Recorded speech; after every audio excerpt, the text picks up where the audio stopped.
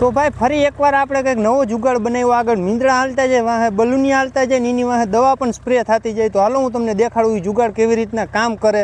મિત્રો તમે આ જુઓ જુગાડ બનાવ્યો. આગળ મીંદડા હાલતા જાય, વાહે બલૂનિયા હાલતા જાય ને એની વાહે જો સ્પ્રે પણ થતો જાય દવાનો. ગમે એ સ્પ્રે કરવો હોય ને એક આયરી 7 આયરું લેવાતી જાય.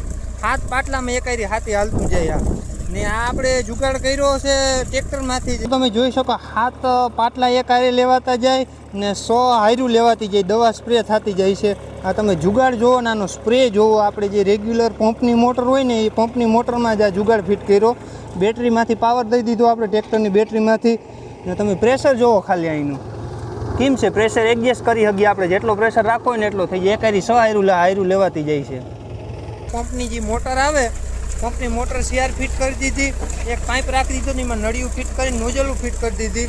ને આ જે ટ્રેક્ટરનો બેટરો હોય ટ્રેક્ટરના બેટરા ઉપર જ હાલે. ટ્રેક્ટરના બેટરામાં પાવર દઈ દીધો. ઉપરમાં સાપ રાખી દીધી. ચાલુ બંધ કરી શકીએ, પ્રેશર એડજસ્ટ કરી શકીએ. ને મોટા 2 કેલબા રાખી દીધા.